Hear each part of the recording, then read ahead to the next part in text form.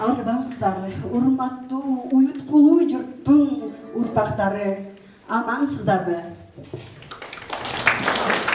Китепкана бул билим ордосу. Жылдан жылга билим алууга умтулган жаштардын көбөйүп баратканы даана байкалууда. Өз алдынча эгемен эл болгон жылдары окурмандардын саны китепканаларда кескин кыскарып кеткени эч кимге жашыруун эмес. Атайын Борбор калаадан эл менен жолугушууга келген, улуттун уңгусун изилдеген Кыргыз Республикасынын илимине эмгек сиңирген ишмер профессор Сулайман Кайыпов жаштардын китепканага агылып келе баштаганын көрүп, келечек ээлеринен үмүтү зор экенин жашырган жок. Китепкананын өзгөчөлүгү эмнеде экенин айтып, окумуштуу катары кубануу менен сөз баштады. Бүгүн эртеңден баштап ушу жаштар менен жолугуп жатабыз. Негизи барлык муңдун өкүлдөрү бар. Бирок көпчүлүгү жаштар болгону бизди абдан сүйүндүрөт. Бул жыйындын китепканада өтүп атканы дагы абдан жакшы. Себеби китепкана ушу илимдин борбору өзү китепкана болот да. Интеллектуал болом, билим алам деген кишилер китепканадан чыкпаш керек.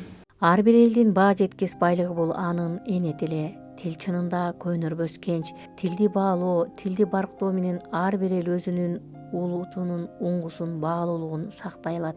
Тилдин тагдыры үчүн ата-бабаларыбыз кан жанында аябай, тилибизди, каада салтыбызды, үрп-адатыбызды аздек тутуп келишкен. Биз өзүбүздүн тажрыйбабызды баардыгын ушу тилибизге жүктөдүк. Тилибизге да жүктөй бердик. Формулаларды таап, стилистикалык формулаларды, туруктуу сөз айкаштарын, макал лакаптарды таап, ошолорго жүктөп отурдук. Биздин тилибиз, биздин менталитетибизди алып жүрүүчү каражатка айланып калды. Биздин тилибиз жөн эле күнүмдүк пикир алышуу куралы эмес. Биздин тилибиз бизди сактап турган факторго айланып кетти да. Ошон үчүн биз эгерде тилибизден унутуп калсак, биз кыргыз болгон калып калабыз. Биздин тилибиз ошондой тил. Белорустар белорусча унутуп калса, белорус бойдон кала берет. Биз кыргыз тилин унутуп калсак, кыргыз бойдон кала албайбыз. Бүгүн дүйнөлүк тилдер өз кадырын салып, бүтүндөй ааламды баш ийдирип турган кезде жашырганда не өз эне тилибиз өгөйлөнүп, бабаларыбыз сүйлөгөн тилибиз баркталбай жатат. Мына ошондуктан тилди сүйгөн, тилге күйгөн замандаштарыбыз тилдин баалуулугун, тилибиздин баа жеткис байлыгыбыз экенин келечек муңга айтып деп жеткирүү менен убара. Бүгүн абдан жакшы мындай иштиктүү күн өтүп жатат. Түшкө чейин Ош мамлекеттик педагогика университетинин чоң жыйындар залында университеттин жетекчилиги, окумуштуу профессорлук составы, ошондой эле студенттери менен жолугушуп, ушул Кыргыз Республикасынын улуттук дем дүйнөлүк бийиктик уңгу жолу тууралуу сөз кылдык.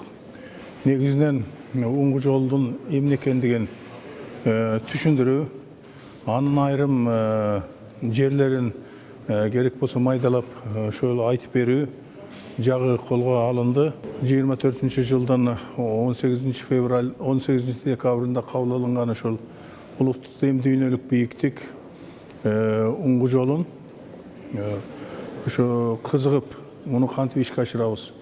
Мурда бир стратегиялык бир чоң багытыбыз болбой калгандай эле, ар кандай идеология болуп, ар кандай багыт менен жүрүп аттык эле. Эми өзүбүздүн уңгу жолубузга түшөт экенбиз. Ошол уңгу жолубузга кантип түшөбүз, ката кылбасак экен, ушу туура жолго түшсөк экен, өлкөбүз ылдам өнүгүп кетсе экен, чын эле дүйнөлүк бийиктиктерге жетишсе экен, ошондой эле улутубуздун деми кемибесе экен, артса экен. Ушуну кандай кылып тез аранын ичинде мындай жаңылышпай туура жолго түшүп кетебиз деген ниет менен бизди чакырып аткан экен. Мен абдан ыраазымын. Ордолуу Ошто иш кызуу жүрүп аткан экен деп эсептейм. Бардыгыңыздарга, ушу жетекчилерге баарына рахмат. Кудайга шүгүр, элибизге буйруган өз мекенибиз, өз эне тилибиз бар. Бирок келечек муун кастарлап, барктап, баалоо жагына келгенде эмнегедир кайдыгер. Бул маселеге бүтүндөй тил илимине өмүрүн арнаган адистер тынчсызданбай койбойт. Мамлекеттик тилдин мыйзам катары кабыл алынганына быйыл Кудай кааласа 37 жыл болот. ушул жылдар аралыгында өзүбүздү жооткотуп эле мыйзамыбыз бар, кабыл алынган, ишке ашып атат. Жанагындай эле чындык эмес, көптүрмө сөздөр менен эле өзүбүз жооткотуп келатабыз да. Эмне себептен? Мына азыр кыргыз орфографиясынын эрежелери бардыгы бузулуп бүттү. Энчил аттардын жазылышынан баштап, жер суу аттар бардыгы аталышта жазыш ката. Иш кагаздардын жазылышы ката. Көчө мынау көрнөк көчөлөрдө көрнөк жарнактардын жазылышы ката. Сүйлөө кеби ката. Жогорку кеңеште отурган парламенттин мүчөлөрү депутаттардан баштап, төмөндөгү айыл жергесинде жашагандарга чейин. Мен ушул нерсени колдойм да, тилди эч качан коргобош керек. Корголо турган нерсе эмес ал. Аны колдонуш керек. Эзелтен келатат. Ушул колдонбогонун кесепетинен орфографиялык эреженин күчүн жоготуп, таасирин кетирип, ал деген жогорку кеңештен кабыл алынган президенттен жарлыгы менен бекилген нерсе. Аны аткарыш керек. Профессор да аткарыш керек, катарда окуучу, студент, мугалим да аткарыш керек. Биз ушул нерсеге келгенде чоң көйгөй бар. Орто Азиядагы жашап өмүр сүрүп аткан 5 республиканын ичинен эң көйгөй жаратып аткан, ушуну ишке ашыра албай, кагаз жүзүндө сакталып келаткан ушу Кыргызстандын мамлекеттик тили да. Ага эле кошо болгон мына 21 февралда кабыл алынган эне тил күнүндө деле ушул эле көрүнүш. Bir жылда 2 жолу тил эске алынган. 23 сентябрда 1, 21 февралда 2 жолу. Аралыкта тегеле сөз жок. Тилдик структураны окутууну токтотуш керек да. Функционал стилистиканы окутуш керек. 5 стилди окута турган мезгил келди. Ушул функционал стилди окутуп өтмөйүнчө, аны жогорку жайында улантмайынча, ошондон адам баланын көдөнүндө патриоттук сезим, мекенчилдик сезим, жерди коргоо деген ошондон пайда болот. Сөздүн кудуретин билгенден кийин анан кийин көркөм чыган окуучулар ошондо поэзия экенин билет. А биз аны кылбай эле ошол бир немени кайталап эле кайра кылып жүрөбүз. Ошон үчүн тилдин кадыры кетип атат. Эреже жаттоодон чыга албай жүрөбүз. Сүйлөй алышпайт. Диалог жок. Кантип суроо берип, кантип жооп беришти билбейт. Кантип кайрылышты билбейт. Суроо беришти билбейт. Ушундай көйгөйдүн кучагында жүрөбүз да. Өз эне тилибизде өзүбүз сүйлөбөсөк, башка эл баш оортмак беле. Бардык иш-аракеттер кагаз жүзүндө калып, чын-чынына келгенде тил жаатындагы мыйзамдар дал ушул күнгө чейин толук иштебей келет. Бул бүгүн билинбегени менен келечекте көйгөй жарата турган чоң коркунуч. 90-жылдары кыргыз эл акыны Шайлоо Дүйшөев айтканда, Бишкекте келип аткан студенттерден чекеден сурадым дейт. Чыканагын көрсөтчү, анан кийин чыкыйын көрсөтчү десем көрсөтө албай койду дейт. Бул 90 жыл болгон окуя. Азыр андан нерсе жөнөкөй эле сөздү айтам. Дилгир деген сөздү кандай түшүнөсүн айта албайт. Ынтызар деген сөз кандай түшүнөсүн айта албайт. Азыркы эле мына биз кабыл алган уңгу деген сөздү чечмелей алышпайт. Тилчилер түшүндү, а бирок уңгу дегендин маанисин чечмелей алган жок. Ал кыргыз тилиндеги эрежедеги уңгу эмес бул. Бул өтмө мааниси бар. Ушундай эле бизге негиз сөз болгон сөздөр кетип атат да. Атын ким деп сурайбыз. Ат койдук дейбиз, ат таппай атабыз дейт. Кайсы жөндө сөз болот ошондо? Адам бөбөк жөндө болот атабы же жаныбар жөндө болот атабы? А бизди ушу түз неме кылган ысым деген сөз чаң басып жатат. Өзбектерде исим шарифлары ким болады дейт. Казак туугандарда исмин ким деп сурайт. Бизге келгенде эле омойнум ат деген сөздүн омойну менен кошуп алып эле атын ким, атын каякта дейт. Казактын эл жазуучусу Муктар Шаханов белгилүү манасчы Саякбай Каралаев менен сүйлөшүп отуруп аткан экен. Кыргыз тили кандай кооз деп. Кандай кооз эле казак тили экөө окшош эле го десе айттыр. Мисалы деп айткан. Биз бөбөк төрөлсө, бөбөк жарык дүйнөгө келген болсо, тууды деп айтабыз. Т-У-И-Д. А сиздерде төрөлдү деп айтат. Кандай кооз сөз деп айтылат. Угулушу, мааниси. А бизде тууду деп айтып атпайбызбы? Туулган деп паспортко жазылып атат. Мал туулат да. Мал тууйт. Аял заты төрөйт да. Төрөлгөн деш керек. Паспортко, күбөлүккө ошол жазылбай атпайбы? Ушундай сөздүн маанисин колдонуш эле эмес, аны ишке ашыра турган жазуу кебизде болбой аткандан кийин элди күнөөлөш кыйын. Балдарды кантип айтасың? туылған дебегин, төлөдүм деп айт десең, қана сөзді қайра сұрайды. Біздің ушундай ең мәнілі қоз жуғынды сөздеріміз унутта кетіп, архаизмге айланып кетті, башқа сөзге ойын бошата алған жоқ. Үшін менен ең барып алып еме, Шағырды қыз Шарапат дегендегі қара қыз айтқандай, Шарапаттан как тебе лошадь дегенде ол кетіп отырмыз. Орыс тілінде өшентеді, как тебе зовут дейді. Қырғызша келгенде атты лошадь деп қотарып алсақ, ушу болобу. Сенің исмің ким деп сұраса болады да. Мына ошол көйгөйдүн азабынан жылда 2 жол эстеп коебуз, кожо көрсүн болот да. А нар жагыбыз менен эч кимдин иши жок. Бул мындай абалда бара берген болсо 38 тозана 40-жыл болот. Барган сайын арттап кетип атабыз. Эмне кылыш керек дегенде муну түп тамырын өзгөртүш керек. Мектептин кыргыз тил окутуу программасын Раматыл профессор Токтосун Ашабаев айткан. Түп тамырын өзгөртүш керек. Татаал түзүлгөн. Окуучулар жататат, эрежелери көп, текстери татаал. Үч эле нерсеге үйрөтүш керек. Монолог, диалог, полилог. Адис эместерге үчөөнү үйрөтүш керек кыргыз тилден. Анан башындуу иш каздан үйрөтүш керек. Миңдеген улуттар бар, бирок мекени жок. Мекени, китеби, мектеби жок болгону менен алар эмнегедир тилине кайдыгер эмес. Анткени алардын өз тилине болгон сүйүүсү абдан күчтүү. Биз бүгүн тилибизди сактай албасак, билинбей отуруп өз эне тилибизден кол жууп калышыбыз эч кем эмес. Кыргыз жеринде, кыргыз жеринин суусун ичип, даны менен азыктанып, аңкыган абасынан дем алып жаткан ар бир кыргыз жараны ата бабаларына чейин жашап калгандар. Бизден жакында же сырттан же башка жактан келип, анан башка тил менен сүйлөгөнгө эч кандай муктаждык жок. Биз өзүбүз эле кыргыз жарандары тилди колдонбой, оңгу жолдо көрсөтүлгөндөй, аны ал тил коргоого эмес, колдонууга муктаж деп баса белгилеп цитата тилинде дагы берилип калды. Көпчүлүк мезгилде айтып атабыз. Демек биз азыркы учурда колдонуу гана жагынан аксап жатабыз. Мисалы, макал лакаптарды сүйлөгөнүбүздө колдонбойбуз.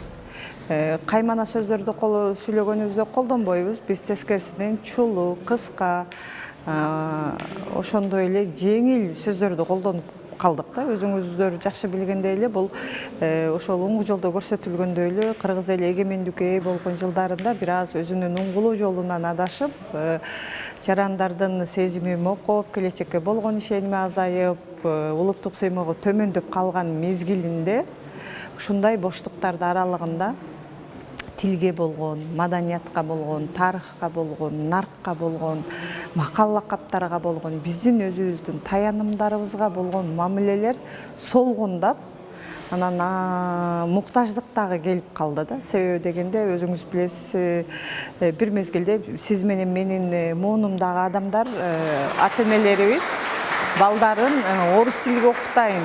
Себеби алар өз учурунда орус тилден кыйналып калган. Ал талап болгон ошол мезгилде. Биз деген эки тилди бирдей кабыл алганыбыз үчүн, расмий тил деп кабыл алынган үчүн бизге ошондой муктаждык жаралып калды. Азыр эми тескерисинен кайра өзүбүздүн иденттүүлүгүбүзгө кайтып, кыргыз өзүнүн кыргыз экенин таануу, пропагандалоо, жайылтуу, аны уюштуруу, ишке ашыруу, кийинки урпактарга ошол мекенибизди, тилибизди, маданиятыбызды бизге ата бабаларыбыз кандай өткөрүп берген болсо, биз дагы дал ошондой кийинки муундарга мурас кылып калтырышыбыз керек. Бул биздин түздөн түз жоопкерчилигибиз жана милдетибиз болуп эсептелет. Улуттун өзөгүн, улуттун негизин түзгөн, тил тагдыры үчүн кам көргөн жаштарыбыздын көп экенин да баса белгилеп айтууга болот. Ошол улуттук дем, дүйнөлүк бийиктик оңгу жолунун негизинде, жарлыктын негизинде биз Ош мамлекеттик университетинин финанс юридикалык колледжинин студенттери, окутуучулары бир ушул самалыкты уюштурууга максат койдук эле. Ошол максатыбызга жете олтурабыз. Негизги максатыбыз ошол финанс юридикалык колледжинин студенттери бул оңгу жол боюнча түшүнүүгө, анын түшүнүгүн кеңейтүү, алар бул өзү оңгу жол кандай жарлык, ушундай түшүнүктүү агайдын өзүнүн оозунан угуп, кеңири баягы өзүнүн оюндагы суроолорду берип, бул жерде биз оңгу жолдун канчалык биздин кыргызыбызга, түпкүлүбүзгө керек экендигин баамдаш үчүн студенттерди жандуу жолугушууга алып келдик. Азыркы күндө коомдо муундар аралык бир топ социалдык көйгөйлөр, конфликттер жаралууда. бул бөлүмдү чечүү үчүн, башкача айтканда, ушул унгу жолдун ушул бөлүмүн ишке ашыруу үчүн иш аракеттери, түшүндүрүү иштери жүргүзүлүш керекпи же жөн гана кагаз бетинде кала береби? Кайсы бөлüm? Социалдык. Унгу жол социалдык мамиле бөлүмү. Эми жөн эле кала берсин деп жазган эмеспиз. Ошол социалдык мамилелерде абдан туура айтып атасың. Сен Кудай буйруса жакшы киши болосуң. Жаман киши болбойсуң сен. Берген суроо абдан туура. Социалдык мамилелер жолго салынышы керек. Мисалы, ошол унгу жолдун өзүнөн эле мисал келтирейин. Адамдардын ортосундагы мамиле ошол унгу жолдо көрсөтүлгөн жолго түшүш керек. Мисалы, силер коммуникация, бири-бириңер менен мамиле кыласыңар. Бири-бири менен мамиле кылып, бири-бири менен биригип, жаман көрүнүп, жакшы көрүнбөсө, эч качан коомга жылбайт, туурабы? Ошон үчүн ал жерде 4 принцип бар. Ал элден алынган.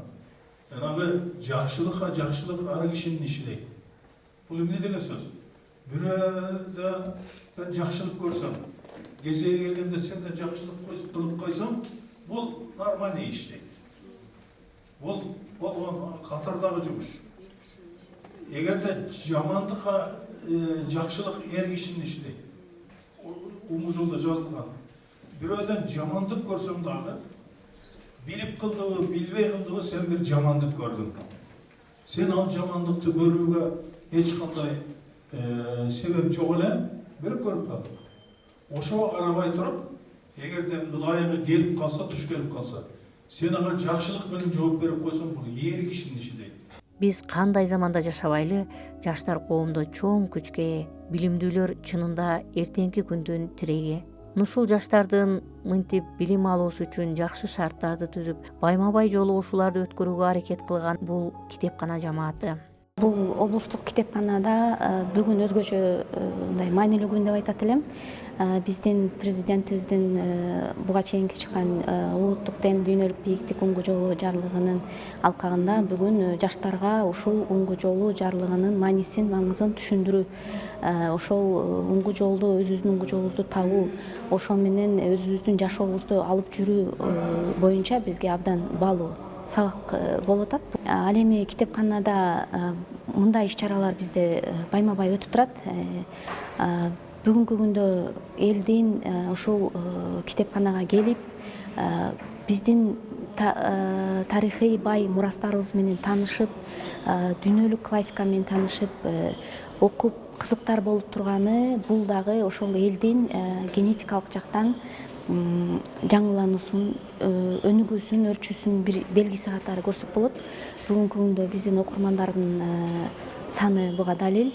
Биз салыштырмалуу түрдө айтабыз, бүгүн китепке биздин улуттук өзгөчөлүгүбүзгө кызыккан, ошону изилдегиси келген, ошону өзүнүн күнүмдүк жашоосуна киргизгиси келген жаштардын көптүгү. Буга биздин китепканага келип аткан адамдардын саны ошонун далили катары айтат элем мен. Улуулар айткан акыл насааттар, манас эпосубуз, макала каптарыбыз, нарк насилдерибиз бул билген жанга элдин баа жеткис байлыгы. Улуттун унгу жолун улаган профессор Сулайман Кайыпов менен болгон жолугушуу жаштар үчүн абдан пайдалуу болду деген ойдобуз.